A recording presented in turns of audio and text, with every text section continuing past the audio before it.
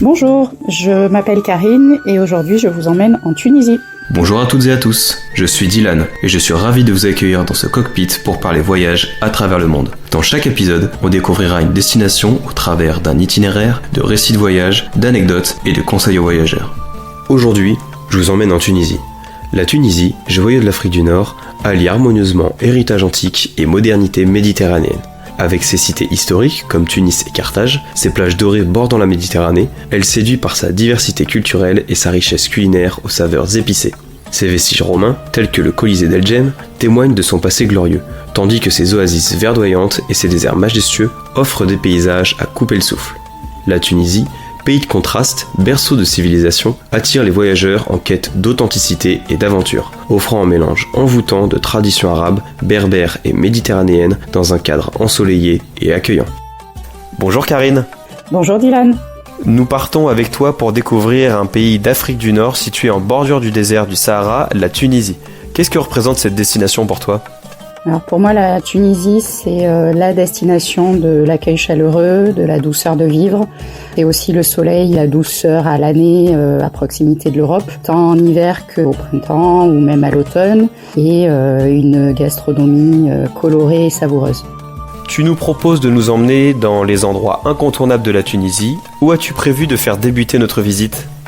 Alors tout d'abord, je vous emmène faire un petit tour du côté de Monastir, qui est une petite station au sud de Tunis, où la douceur de vivre est vraiment agréable à tester. On peut se promener au niveau de la marina. Nous prolongeons la visite du centre-ville vers le Ribat, qui est en fait une forteresse tunisienne datant de 796 et qui est considérée comme l'une des plus anciennes et des plus importantes du Maghreb. On peut aussi visiter le mausolée et la mosquée Habib Bourguiba, qui fut l'un des présidents les plus importants de la Tunisie. Le mausolée, évidemment, abrite sa dépouille. Pour rappel, il a été père de l'indépendance tunisienne. Ensuite, on peut balader le long de la marina de Monastir. Pas mal de petits restaurants, de bars où il est très agréable de manger et boire un verre. Vous avez aussi un petit centre de plongée pour les adeptes de plongée bouteille, qui est très professionnel, qui vous emmènera au large de Monastir voir les fonds sous-marins. On peut aussi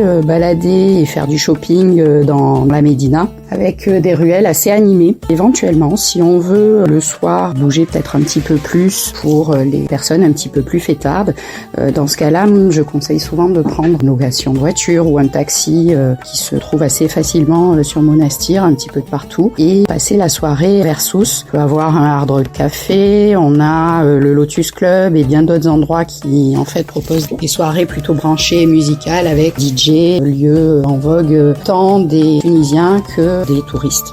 Ensuite, depuis Monastir, vous pourrez aussi vous rendre vers El Djem, qui est en fait un colisée romain, qui est assez incroyable, qui est l'un des plus grands et des mieux conservés au monde d'ailleurs. Il concurrence peut-être pas le Colisée de Rome, mais il est très beau. Vous pourrez en plus compléter cette visite par la visite de son musée et la collection de trésors historiques qui vous plongeront dans l'histoire tunisienne.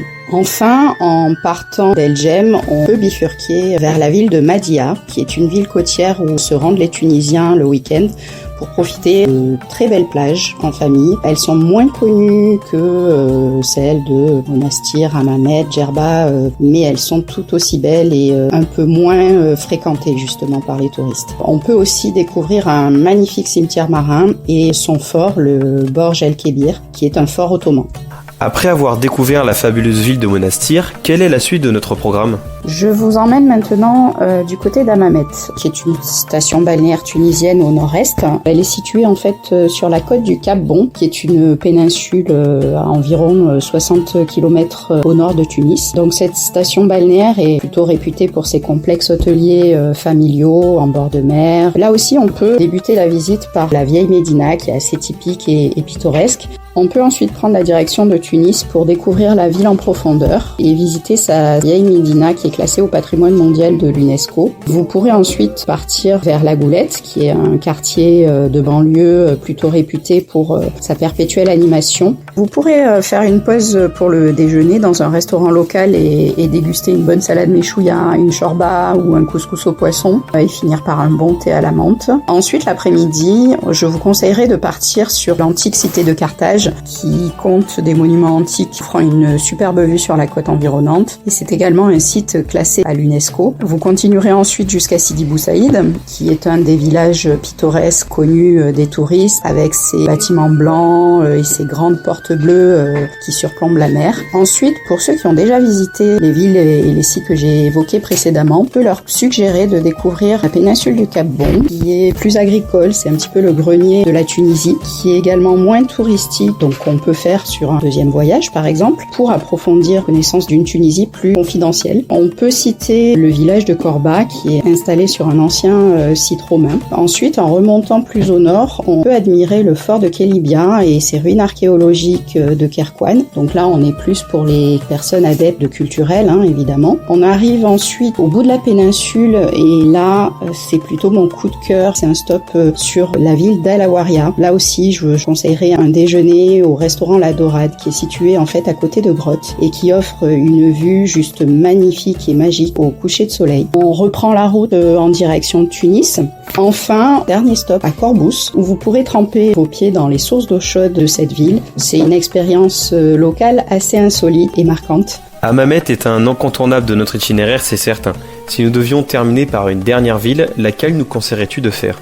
Plutôt qu'une ville, c'est une île, c'est complètement au sud du pays, c'est l'île de Djerba. Alors là, on part complètement sur une destination plutôt farniente, repos, connue pour ses plages et ses villes blanches du désert, avec une culture berbère, arabe, juive et africaine mélangée. Sa ville principale est la ville de Oumtsouk, réputée pour ses marchés artisanaux, son port de pêche et sa forteresse du XVIe siècle. Sur l'île de Djerba, on trouve également la synagogue de Griba, qui est un lieu de pèlerinage des Juifs d'Afrique du Nord assez important.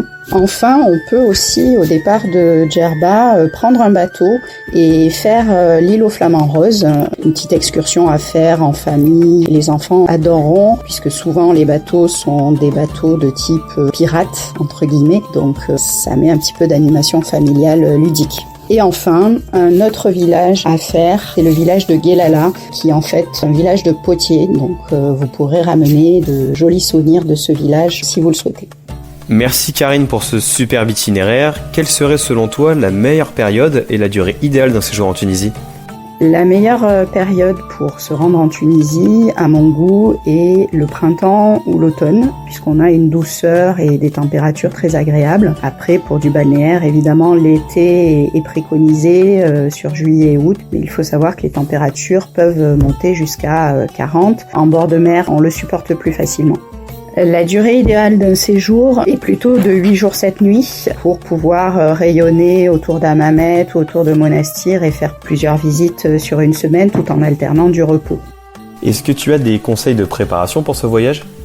Alors, tout dépendra du but du voyage. Si on part en séjour balnéaire, chapeau, crème solaire, paréo et maillot de bain seront inévitables. Si on part plutôt pour un circuit avec de nombreuses visites, des bonnes chaussures de marche pour les sites archéologiques sont recommandées. Pour les visites des mosquées, évidemment, il faudra prévoir d'avoir les épaules, les jambes couvertes et des décolletés pas très plongeants pour les dames. Et sinon, avoir une bonne condition pour certains sites au niveau de la marche. Je vous recommande d'avoir un passeport pour vous rendre en Tunisie, pour les personnes de nationalité française, puisque depuis le début de l'année, la Tunisie ne tolère plus les cartes d'identité françaises en cours de validité, donc bien prévoir son obtention avant de réserver votre voyage. Enfin, quel serait ton dernier argument pour nous convaincre de visiter la Tunisie ? Mon dernier argument, ça serait de vous dire que c'est une destination soleil proche de la France, à 2 heures de vol. Ce sont des paysages et des sites variés entre le nord et le sud du pays. C'est aussi la destination la moins chère du bassin méditerranéen en règle générale. La première destination qu'on fait pour un premier voyage. C'est aussi cette gastronomie variée, colorée et goûteuse et un accueil chaleureux et adorable des Tunisiens. Eh bien, merci beaucoup Karine de nous avoir partagé ton expertise sur la Tunisie. Merci à toi, Dylan. À bientôt. À bientôt. C'était Cockpit, le podcast de Selectour. Merci beaucoup pour votre écoute. J'espère que ça vous a inspiré et fait voyager autant que nous. Et si vous voulez écouter d'autres aventures autour du globe, abonnez-vous à notre chaîne de podcast sur votre appli d'écoute préférée ou suivez-nous sur nos réseaux sociaux, Facebook, Instagram, Twitter et TikTok, @Selectour. À bientôt dans le cockpit. Ici votre commandant de bord. Nous venons bien d'atterrir en Tunisie et la température extérieure est de 20 degrés. Merci d'avoir choisi Cockpit pour votre voyage audio. À très bientôt pour une prochaine destination.